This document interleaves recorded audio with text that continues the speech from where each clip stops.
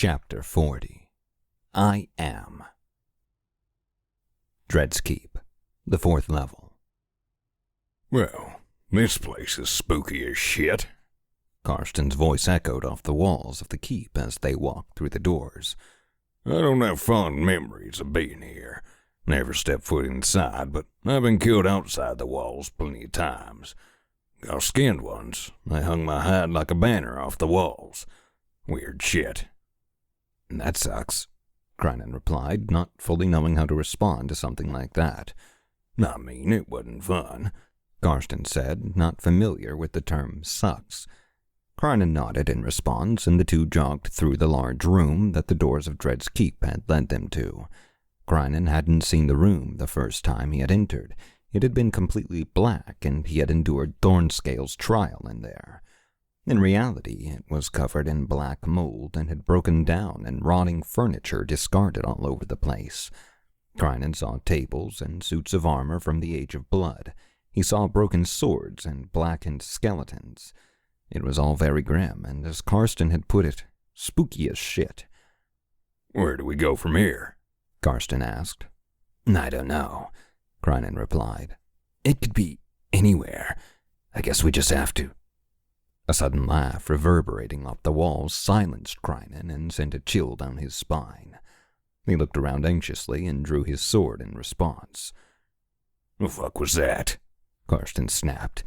He produced his revolver in one hand and pulled a knife from his belt with the other. We ain't alone in here, Krynen. Well, no shit, Krynen hissed back at him. Be quiet. Don't give up our position.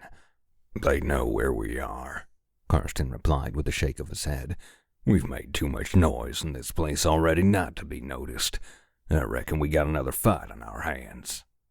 Krynen growled as he scanned the area all around him. He heard movement, but couldn't find the source of it. Somebody was fucking with him, and Krynen did not like to be fucked with. All right, come out, he shouted as he pulled his revolver free. Enough of this! Krynen heard footsteps, and in the dark it was difficult to see the form that was approaching him. Both Krynen and Karsten raised their pistols in anticipation of an attack. Finally, however, the figure stopped. He held his arms out as if to show that he was not armed, and then every torch and brazier around them suddenly lit, illuminating the area and revealing the identity of the person before them. I wondered if you were going to come back for me, my dear friend, Anders said. I watched you. Your beloved shot me. Then you left me behind. And then I thought to myself, no, not Krynen. He is one of the good ones. Ander, Krynen gasped. You're alive? No, Krynen. I am dead. Ander replied with a thin grin. 'Tis why I reside with you in the hells.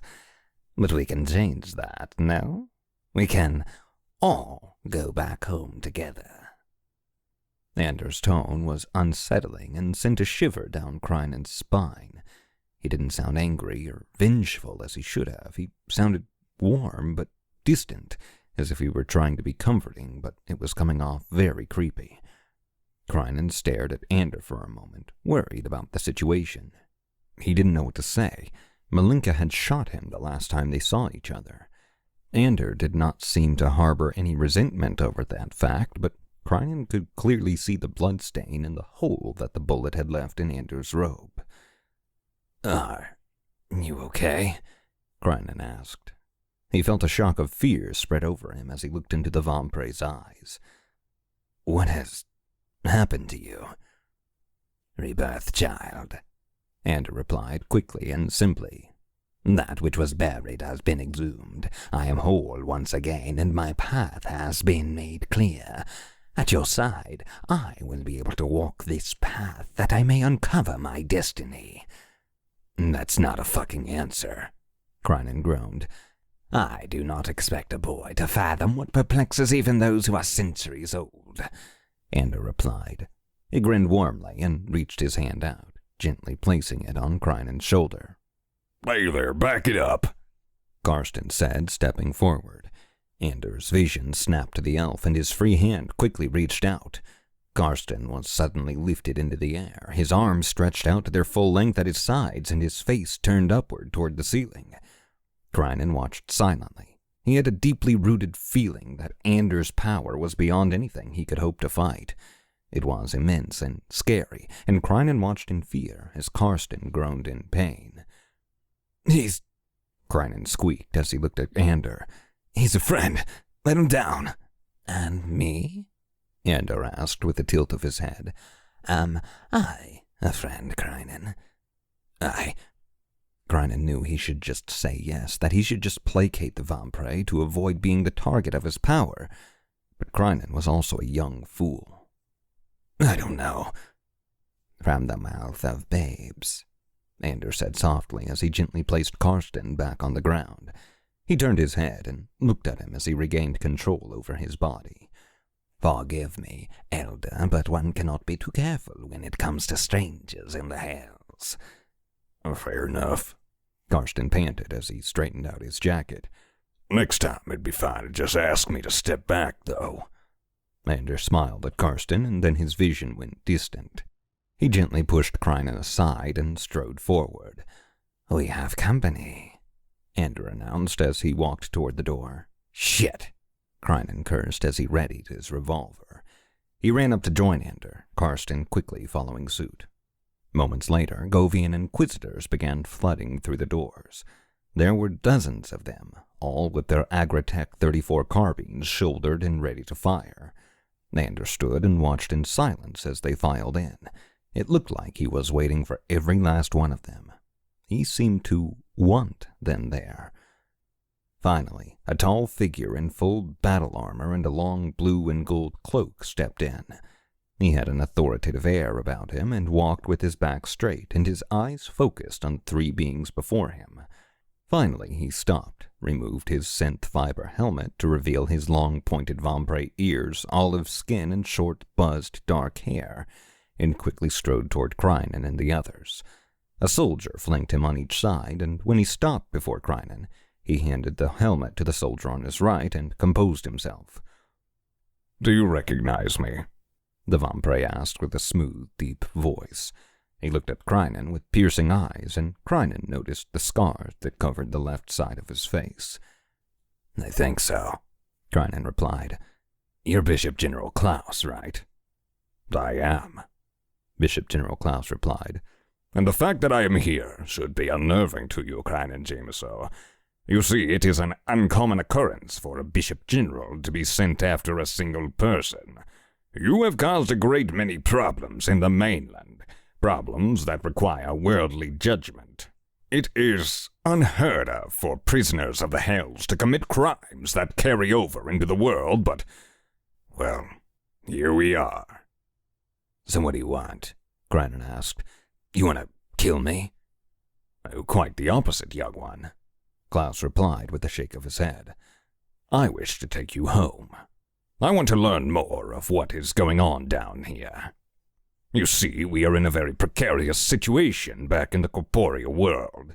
We cannot allow people to leave the hells, which is why the lockdown is in effect, and why you are experiencing this occupation of my forces."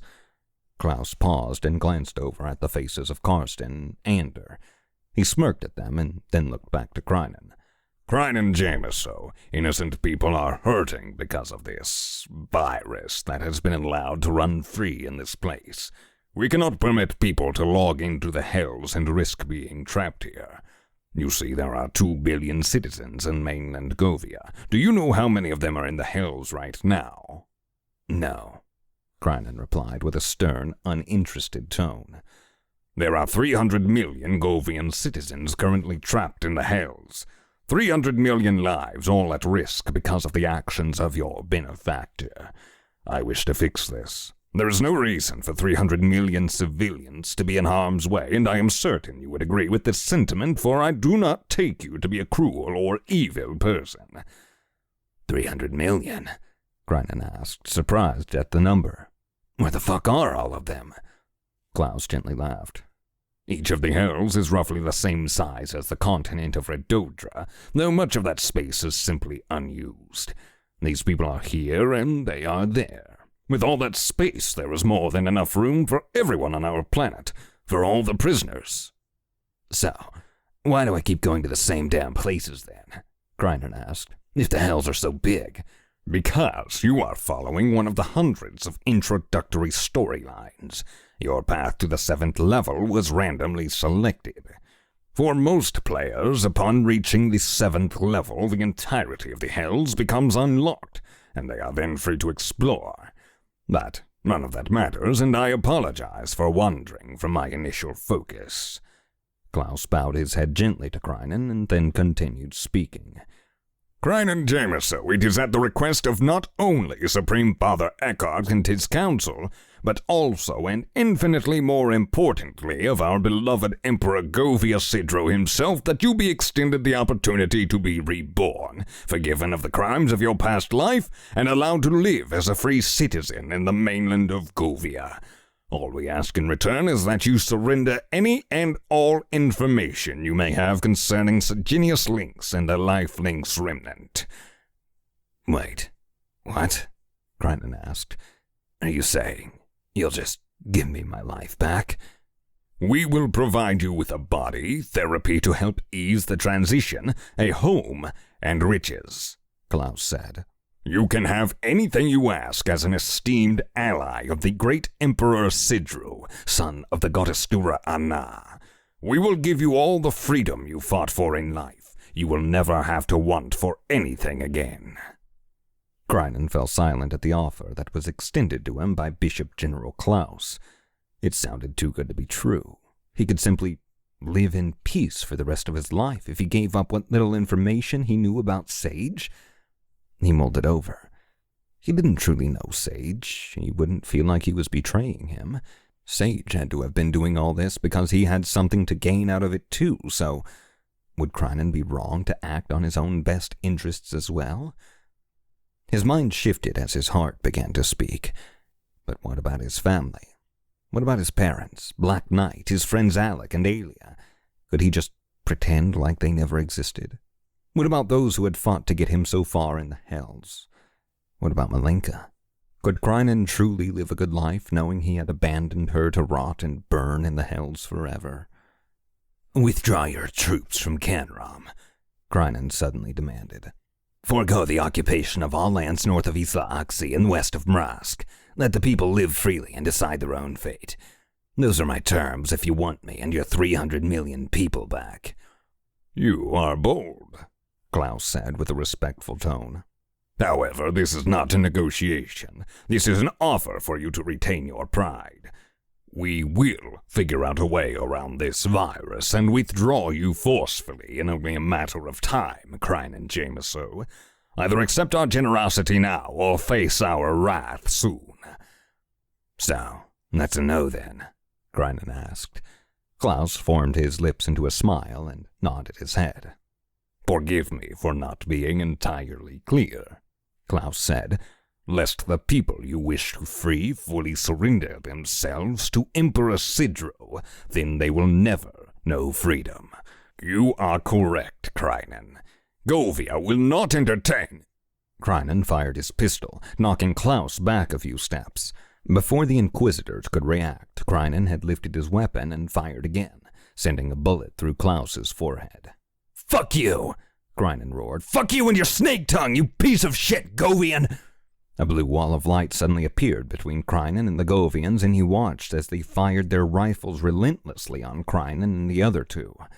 Garston stepped back, surprised by the ethereal wall, and Crinan looked up to see that it stretched all the way to the ceiling. "You," Crinan whispered, looking over at Ander. "You did this?"